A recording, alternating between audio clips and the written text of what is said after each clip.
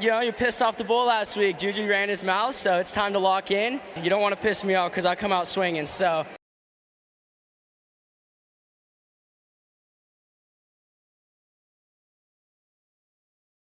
YouTube, what up? It's Matty B. Welcome back to the channel, and as always, I appreciate y'all tuning in. We just finished up Anaheim 2 Supercross. It's late. No top chick this weekend. She's actually upstairs sleeping right now. I just got home. I've been in an arena crash all weekend, but I did get a chance to watch the race, so gonna try to keep it a lot more brief this weekend. Just try to give you guys a quick rundown of my thoughts on the race because I got more stuff going down tomorrow and plenty of arena crash videos coming soon. I got knee surgery coming on Monday also, so this is about the only time I could really get this done, but I'm going to go ahead and get right into it, starting with the track. I thought this was definitely the best track of the season, and then even with that rain, I feel like that made it even more technical, made it better, kind of made it an equalizer, but best guys still won, of course, but I like there was some sections where there were some different rhythms being done. The two whoop sections were cool. I saw some stuff about them using the roller on one set and not on the other set, doing some experimentation, and I guess the roller set didn't work, but that's cool. At least they gave it a shot. Hate on this thought if you want to, but I thought it was nice to hear an American accent back in the booth. Weege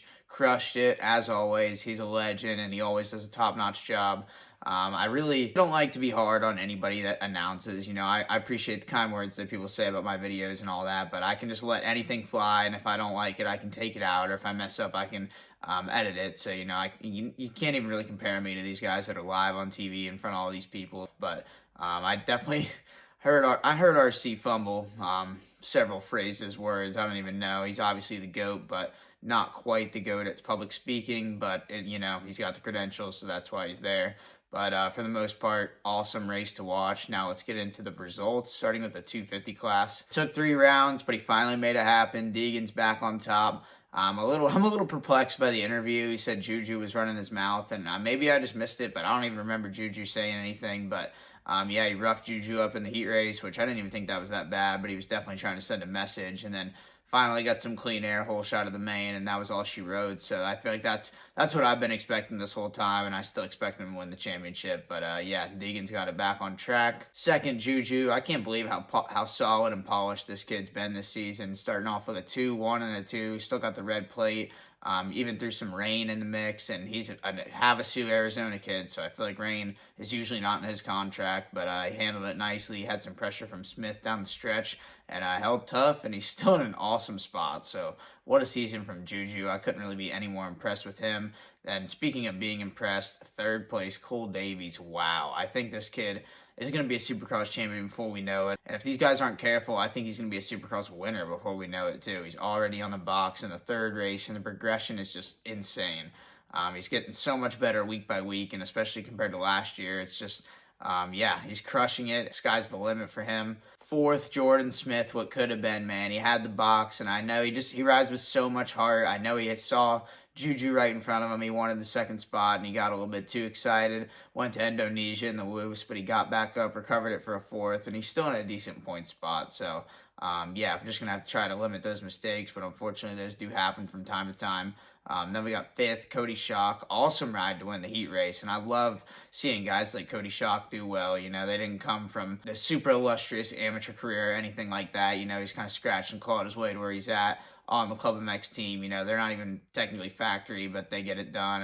And yeah, winning the heat race, fifth in the main, awesome performance, and the dude just keeps on getting better and better. So yeah, mad props to Cody Schock. And yeah, speaking of mad props, sixth, Shimoda with the broken fingers. I don't even know how he's doing it, but he's soldiering on. I'm not sure how many more rounds he's going to be able to do this, but you just got to give it to him for the effort and for having that grit and tenacity to stay out there when he can barely hang on to the bike and, you know, just fighting to a sixth. You know, it's not even like he's doing this and getting glory of winning on the night. You know, if he's able to salvage this championship and be able to do every round, you know, this could be what makes or breaks him. So, yeah, mad respect to Shimoda. Seventh was Moseman. He's building back into it. And, yeah, it's cool to see a third weekend in a row that he's still alive. Eighth, this one was interesting to see Drew Adams put in at the last second with the injuries to Masterpool and Marchbanks. So I guess he had Mitch out to the track on Friday, said, hey, you know, watch me, let me know if I'm good enough. Mitch said he was cool, so he let it ride. I think he qualified decent, and then to get an eighth from not the best start, I feel like that's pretty solid. So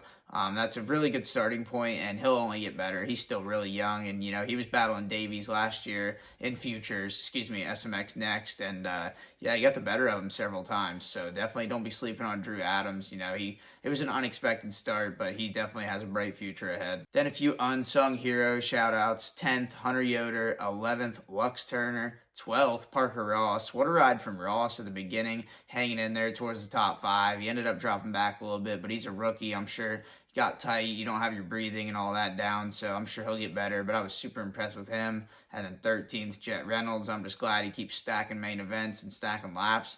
I think by the end of the season, he'll be in a pretty good spot, and he just needs a base, man, because that guy is sick. Just, not that many people really know it. It was cool to see Enzo Lopes back. I'm not sure what happened in the main, but he was all the way down in 17th, so I'm not sure if he's sticking around or not, but I sure hope so, because I think we all know 17th is not exactly what he's made of. He's got a lot more in the tank, but just didn't come to fruition tonight. That's it for 250 West. It's gotten absolutely decimated with injuries, losing Masterpool, Marchbanks, Ryder D. Even before the season, we lost Kitchen and Faulkner, day of the race, week of the race. So a little bit of the air came out of it, but there's still plenty of storylines, plenty of good points battles. So I'm excited to see how they go into this Triple Crown next weekend in Glendale.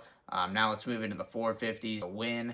Jett's back. I feel like we all doubted his skill a little bit these first 2 weeks just because he struggled, but it's funny how quickly we all forget how damn good he is just because of a couple bad races, and his skill really shined through tonight. I think they're figuring that bike out little by little, and he's just so damn good that, even if the bike's not perfect, he can ride around it. So this could be dangerous for the rest of the field, but hopefully for the fans' sake, we don't see him get too much momentum too quickly, or else it might be ugly. Then second, I can't believe it, we got red plate Roczen, red plate on a dinosaur. No choice, but Kenny is crushing it this year so far, and I'll be honest, I slept on him hard. I think I predicted him for like 7th or 8th. I thought he was kind of just riding this one out, waiting for whatever contract was next.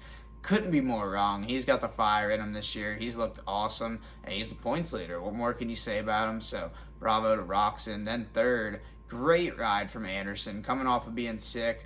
I thought he was going to have the win for a little bit there, and I was about to be pissed because I almost put some money on him because his odds were so good. So I was kind of freaking out watching him lead for a while, but Jett finally got him, and then Kenny also got him. But just an awesome fight out of Ombre, even that heat race win, and then to fight off Sexton to stay on the box.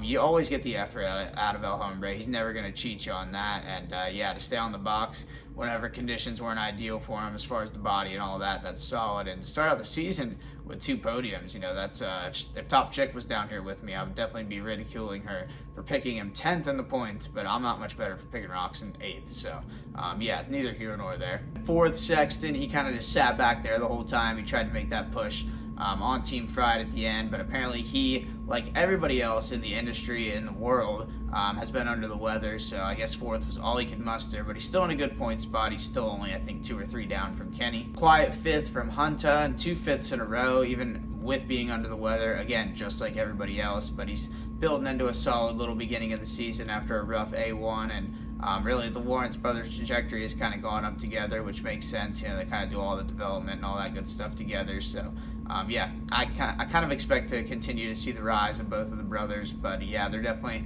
on the way to where they expected to be. Then 6th, J. Coop. I have no idea how this guy holds shots out of the LCQ from the outside or wherever he was, but fair play to him. He had some awesome speed out front, but the only thing that was killing him was just jumping the whoops. I guess, if you want to go full moose game mode and go like 4-6 or 5-5 or whatever Marvin used to do, maybe you can make it work, but the 3-3-3 just doesn't quite work against, elite 450 guys like Jett, Anderson, Tomac, Roczen, and all those guys that skim the whoops like nobody's business. So it was a good ride, but those whoops were just really killing him. But still, to get a 6th whenever you were riding around in the LCQ 30 minutes prior, I'm sure he'll take it, just probably bummed a little bit on losing all those spots. 7th, Tomac, bummed to see him absolutely botch the start. I think we got some wheel spin on the grade or something, but we did some decent damage control. I think that was a tough one to come back through the pack on, just because it was a little bit slippery and you couldn't really get on the gas and just open it up like Eli likes to do whenever you when you're trying to make a pass. So